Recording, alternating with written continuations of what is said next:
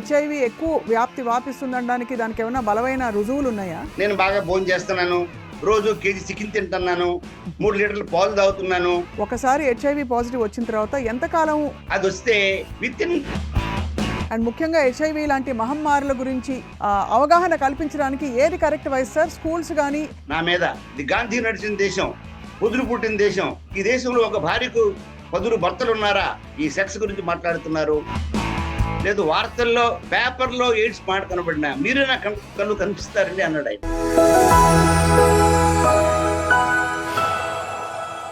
ఇది కేవలం సమాచారంగా మాత్రమే భావించండి. వైద్య నిపుణులను సంప్రదించండి. సార్ ఇది వాస్తవమా సార్? నిజంగా అంటే స్వలింగ సంపర్కులలో హెచ్ఐవి ఎక్కువ వ్యాపిస్తుందనడానికి దానికి ఏమైనా బలమైన రుజువులు ఉన్నాయా? రుజువులు కాదు, పరిశోధనలే ఉన్నాయండి. మన ఆంధ్ర రాష్ట్రంలోనే నాకో అనే సంస్థ, అంటే నేషనల్ ఎయిడ్స్ కంట్రోల్ ఆర్గనైజేషన్ సంస్థ పరిశోధనలు చేస్తే వాళ్ళకి సపోర్టింగ్ గా ఆ రోజుల్లో యునైటెడ్ నేషన్స్ ఆర్గనైజేషన్స్ తాలూకా supporting population council of India అనే వాళ్ళు కూడా వాళ్ళకి సపోర్ట్ చేశారు. ఆ రోజుల్లోనే స్వలింగ కాముకుల్లో అప్పుడు జనరల్ పాపులేషన్లో అంటే 1% కంటే తక్కువ ఉంటుండగా గర్భిణీ స్త్రీలలో కోస్టల్ బెల్ట్ అంటే విశాఖపట్నం, విజయనగరం, శ్రీకాకుళం, నెల్లూరు, ప్రకాశం వరకు కూడా 7% గర్భిణీ స్త్రీలు ఉంటున్నప్పుడు 14.6% స్వలింగ కాముకుల్లో పాజిటివ్ అని సాక్షాత్ నాకో పబ్లిష్ చేసిందండి. దానికి కారణం ఏంటి సార్? కారణం ఏంటంటే స్వలింగ కాముకులు ఎక్కువగా వాళ్ళు న్యాచురల్ ఇంటర్ కోర్స్ చేయరు. వాళ్ళు ఏంటంటే అన్యాచురల్ ఇంటర్ కోర్స్ లో అసహజమైన సంభోగ కార్యక్రమాల్లో పాల్గొంటారు. ఉదాహరణకి వారు యానల్ ఇంటర్ కోర్స్ చేస్తారు. Anus is not prepared for inter course. Anus ఏంటంటే దేవుడు, నేచరు ఒక పర్పస్ కోసం యానస్ని ఇచ్చింది.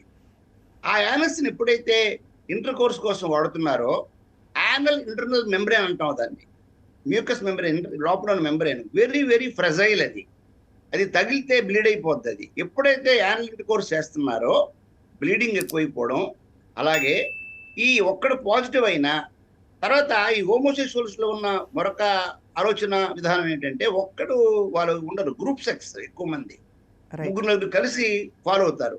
ఒక్కడికి హెచ్ఐవి ఉన్నప్పటికీ, ఒక్కడికి గనీరియా ఉన్నా, ఒక్కడికి సిఫిలిస్ ఉన్నా, లైంగిక వ్యాధులు ఈ ఉన్నవారు కూడా ఏమవుతుందంటే ఈ యానల్ ఇంటర్ కోర్స్ చేస్తున్నప్పుడు యానస్ లో ఉన్న మెంబ్రేన్ పగిలిపోయి తర్వాత ఇంటర్ కోర్స్ చేసే వాళ్ళకి వ్యాధి వ్యాప్తి చెందడం. రెండోది, కాండోమ్ ఎంత వాడమని చెప్పినప్పుడు కూడా ఈవేళ కూడా ఆఫ్రికాలో కానీ, అమెరికాలో కానీ, యూకేలో కానీ we don't want any barrier between skin and skin అంటున్నారు.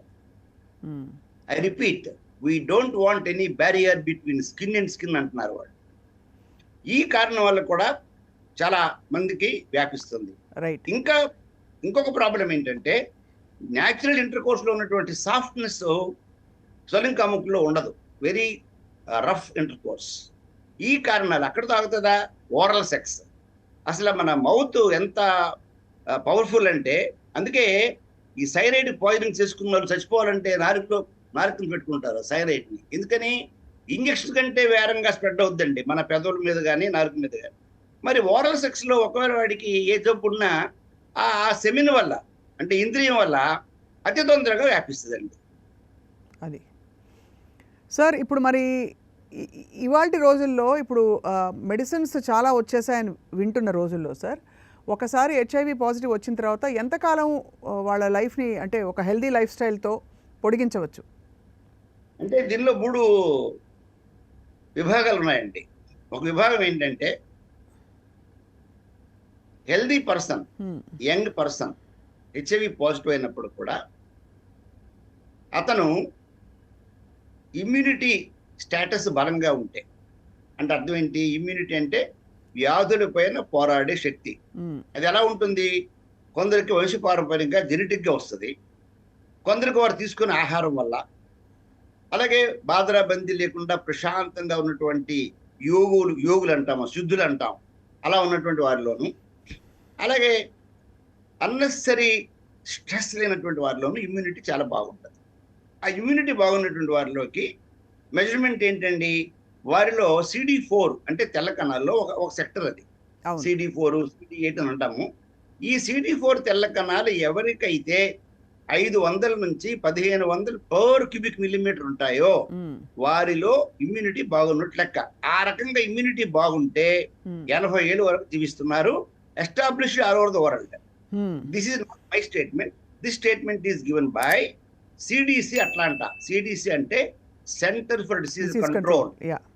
Highest scientific body works in Washington. కాబట్టి వాళ్ళ యొక్క ప్రపంచవ్యాప్తంగా పరిశోధనలు ఇవి ఒక్క ఏదో లండన్కో అమెరికాకో కాదండి. వాళ్ళు త్రూఅవుట్ వరల్డ్ చేసినటువంటి శాంపిల్స్ లో ఇమ్యూనిటీ బాగుంటే 80 ఏళ్ళు జీవిస్తారు.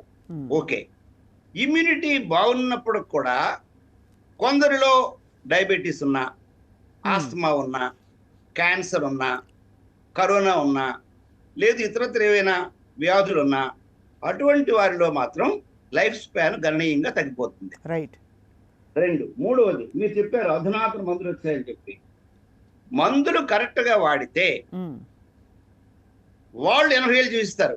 కానీ మా పరిశోధనలో తేలింది ఏంటంటే చాలా మంది అబ్బా రోజు ఎవరు వేసుకుంటారండి మందులు, ఏదో ఒక రోజు 2 రోజులు వేయగలము, ఒక కోర్సు వాడగలము, అంతేగాని పొద్దున్నే సాయంకాలంకి రోజు ఎవరు వేసుకుంటారు. మరికొందరు అయితే స్టిగ్మా. ఏంటి స్టిగ్మా?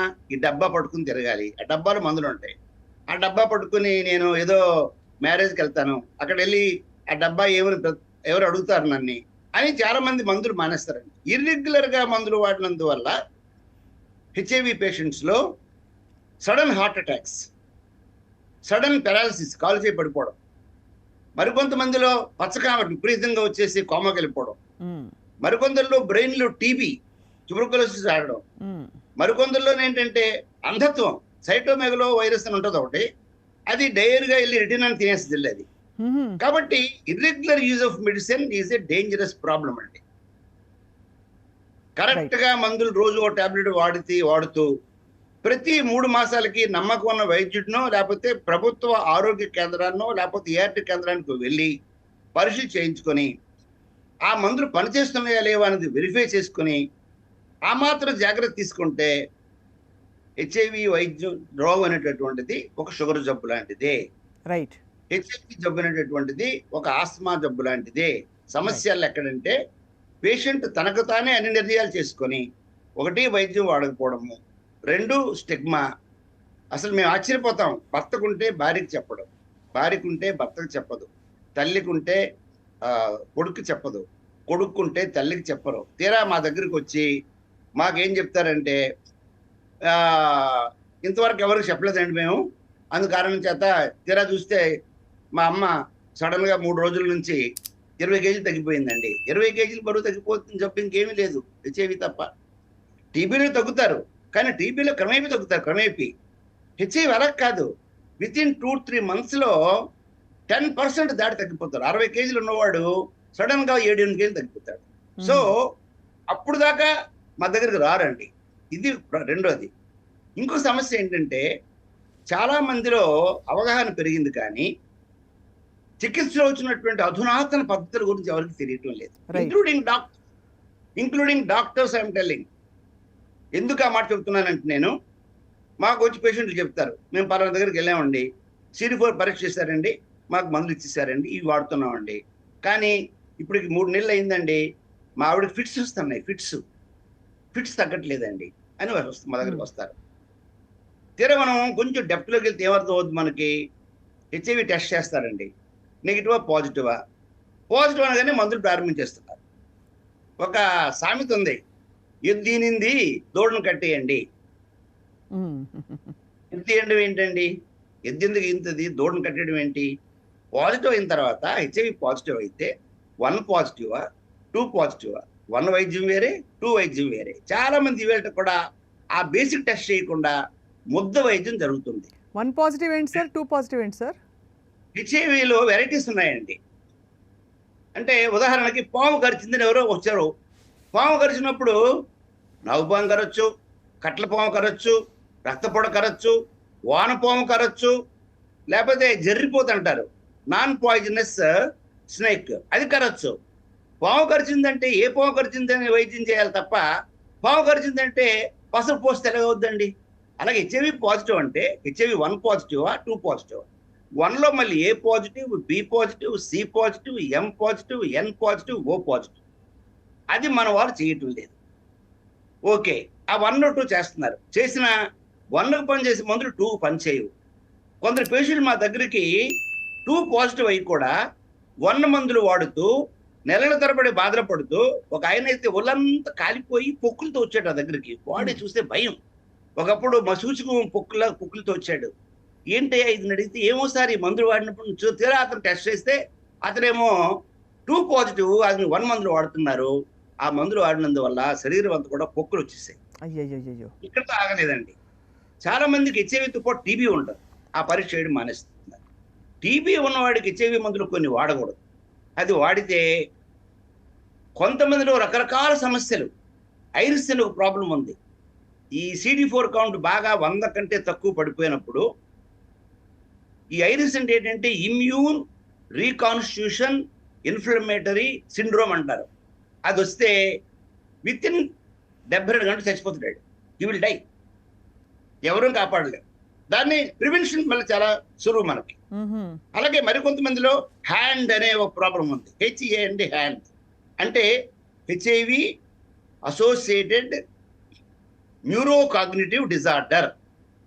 ఆడు ఆరోగ్యంగా ఉంటాడు కానీ మతి మరుపు, ఏం గుర్తుండదు. ఎక్కడ ఏ సామాన్ పెట్టాడో తెలియదు.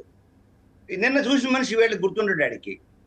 అంతేకాకుండా వణుకు, భయం, డిప్రెషను, తర్వాతనేమో భోజనం చేయాలని ఉండదు, డ్యూటీకి వెళ్ళాలని కోరిక ఉండదు, సెలవు పెట్టేస్తుంటాడు. తర్వాత ఆ హెచ్ఐవి గురించి ఎవరికి చెప్పడు. ఈ హ్యాండ్ అనే వ్యాధి కూడా భారతదేశంలో మరణాలకి రమారం 42% కారణభూతం అని చెప్పి none other than the Harvard school of medicine recent పబ్లికేషన్లో అనౌన్స్ చేశారు వాళ్ళు. కాబట్టి మనం ప్రజలకు చెప్పగలిగేది ఏంటంటే, హెచ్ఐవిని తెలియగానే దయచేసి మీరు ప్రభుత్వ ఆసుపత్రుల్లో కానీ లేదా క్వాలిఫైడ్ ఫిజిషియన్ దగ్గర కానీ వైద్యం చేసుకుంటే అందరిలాగా ఆరోగ్యంగా జీవిస్తారు. అంతేగాని నాకు ఇదేం చేయదు, నేను బాగా భోజనం చేస్తున్నాను, రోజు కేజీ చికెన్ తింటున్నాను, 3 లీటర్లు పాలు తాగుతున్నాను, పొద్దున్నే నేను బాదం తింటున్నాను, నాకేం కాదనుకోవడం చాలా చాలా చాలా పొరపాటు. సార్, వాస్తవంగా చాలా సీరియస్ సబ్జెక్ట్కి సంబంధించి మీరు నిజంగా జరుగుతున్న విషయాలని భరోసా ఇస్తూ అందరికీ ఒక విధమైన హోప్ ఇస్తూ చాలా చమత్కారంగా చెప్పారు సార్ ఈ విషయం. అంటే మనకేం కాదు అనే ఒక ఫీలింగ్లో చాలామంది ఏ విధంగా నిర్లక్ష్యం చేస్తారని చెప్పి సార్. ఫైనల్లీ సార్ ఒక ప్రశ్న సార్, ఈ ఎడ్యుకేషన్, సెక్స్ ఎడ్యుకేషన్కి సంబంధించి అండ్ ముఖ్యంగా హెచ్ఐవి లాంటి మహమ్మారుల గురించి అవగాహన కల్పించడానికి ఏది కరెక్ట్ వయసు సార్? స్కూల్స్ కానీ, వ్యవస్థ కానీ, తల్లిదండ్రులు కానీ ఏం చేయాలి సార్? అంటే సెక్స్ ఎడ్యుకేషన్ అనేటటువంటిది, సెక్స్ అనే మాట లేకుండా ఎడ్యుకేషన్ చేయాలండి. ఎక్కడైతే సెక్స్ అనే మాట మనం వాడామో ఇవాళ కూడా మన దేశంలో బూతు అనేటటువంటిది చాలా ప్రమాదమైన పరిస్థితిగా మారింది. అవును. ఆ సెక్స్ అనే మాట చెప్పకుండా నేనేమంటానంటే, I coined a word called reproductive health అనే వర్డ్ కాయిన్ చేశాను. నేను కాయిన్ చేయడం అంటే, నేను ఒక 15 ఏళ్ల క్రితం 38 కంట్రీస్ ఉన్నటువంటి ఒక సెక్షువల్ హెల్త్ ఏజెన్సీ అనే ఒక సంస్థ ఉంది బ్యాంకాక్లో. దానికి నేను I'm the first Indian coordinator. అప్పుడు మేము డిస్కషన్లో ఇది కాయిన్ చేసాం. ఏంటి? రిప్రొడక్టివ్ హెల్త్ అనగా అర్థం ఏంటి? సంసారపక్షంగా జననేంద్రియం యొక్క తర్వాత పునరుత్పత్తి సంబంధమైనటువంటి ఆరోగ్యము అని మనం చెప్పగలిగితే జనం, పిల్లలు కానీ స్కూల్లో ఈవెన్ 5వ తరగతి నుంచి కూడా అర్థమవుతుందండి వాళ్ళకి.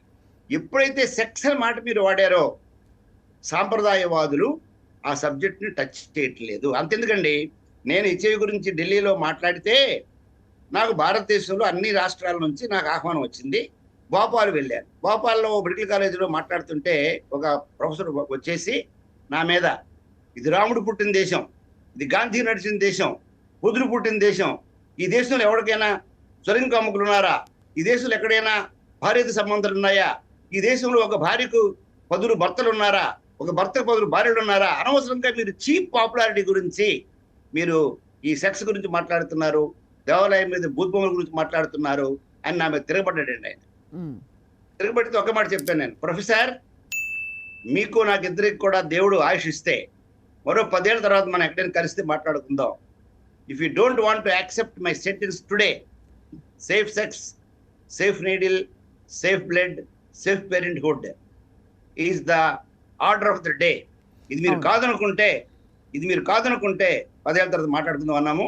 తర్వాత లక్కీగా ఢిల్లీలో కాన్ఫరెన్స్లో ఆయన కలిసినప్పుడు ఆయన ఒక మాట అన్నాడు, డాక్టర్ కుడుకుప్ల సూర్యారావు గారు, నేను టాయిలెట్లో కూర్చున్నప్పుడు టీవీలో ఎయిడ్స్ గురించి మాట్లాడొచ్చిన, నేను బాత్రూమ్ ఉన్నప్పుడు ఎక్కడైనా టీవీలో ఎయిడ్స్ మీద డిస్కషన్ అవుతున్నా, లేదు వార్తల్లో ఎయిడ్స్ పేరు వచ్చిన, పేపర్లో ఎయిడ్స్ మాట కనబడినా మీరే నా కళ్ళు కనిపిస్తారండి అన్నాడు ఆయన.